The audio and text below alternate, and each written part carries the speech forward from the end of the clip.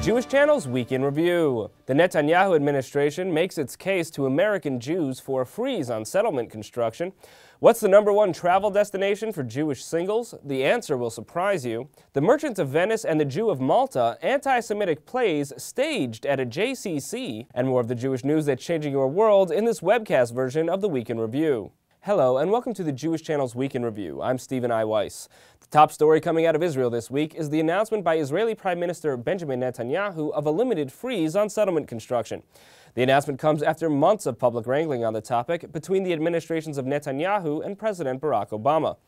Just days after the announcement, Israeli Ambassador Michael Oren spoke at a dinner for the Orthodox Union, a group whose constituents are most likely to the right of the Netanyahu administration on this matter. Christian Needon was at the dinner.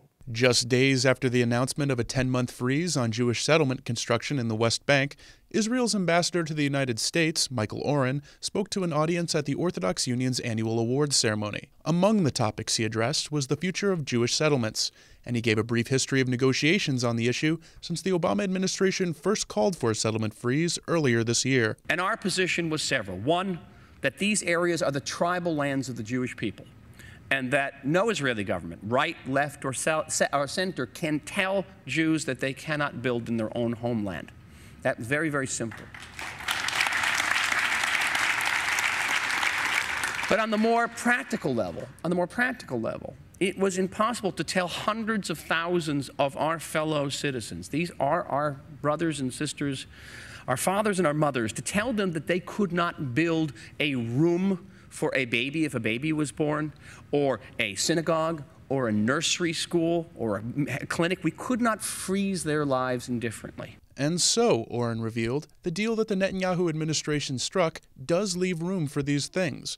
Oren described how that deal developed. The president appointed a very capable and affable envoy, the former Senator George Mitchell. I've enjoyed working with Senator Mitchell over the last few months, and we engaged in a very protracted negotiation over the settlements, and we reached a compromise formula announced last week by the Prime Minister. It's a 10-month pause, a suspension, in construction in the Judean and Samaria settlements. It does not include East Jerusalem.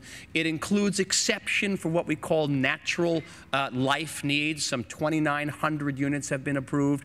In addition to those synagogues, schools, and nurseries and clinics, should we need to build them, they will be approved. Now, we've done this to help generate the conditions that may be conducive for getting the Palestinians back to the negotiating tables. They have rejected our offer so far, but we've also done this to maintain an open, working, and close relationship between the United States and Israel, which is vital for our national security. So how is this settlement freeze received by an Orthodox leadership that's often in favor of settlement growth? See the full broadcast version of the Week in Review to find out. Thank you, Christian. For Jewish singles, it can be hard to find a mate nearby.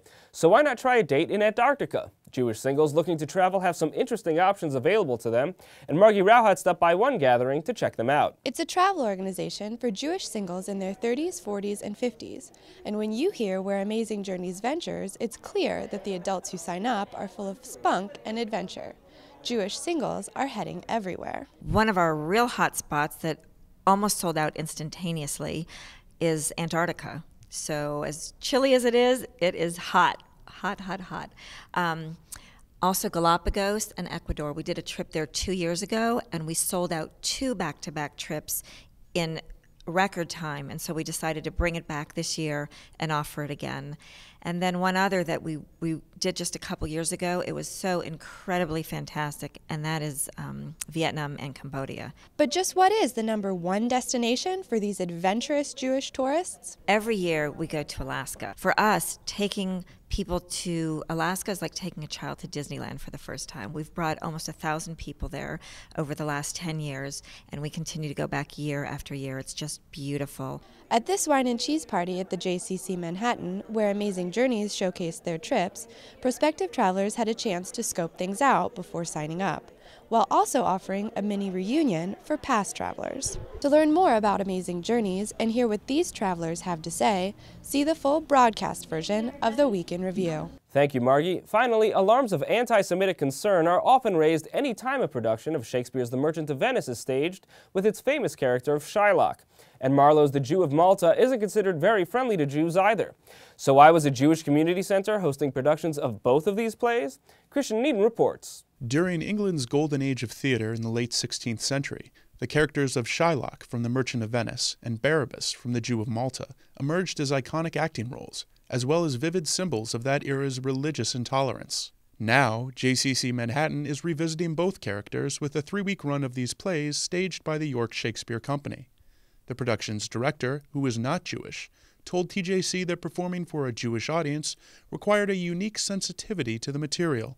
When I first pitched this to the folks here at the JCC, I'd worked with them before, and I said to them, so I want to do something else with you, but I want to do something classical, and I have no clue what to do, so it's the Jewish Community Center, let's do The Merchant of Venice and The Jew of Malta and rotating repertory, and they said, okay.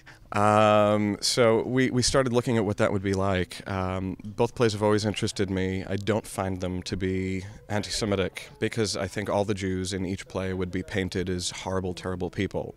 I don't think any of them are in either play. I think there's certainly actions which are certainly very complicated, and I can see how they would be viewed as sort of villains in a play where it would be a hero-villain setup. To hear from the actors about what it's like playing these complex roles, please tune into the broadcast version of the Week in Review. Thank you, Christian. That's all for this week. For more news and analysis from the Jewish Channel during the week, please check out our blog at newsdesk.tjctv.com.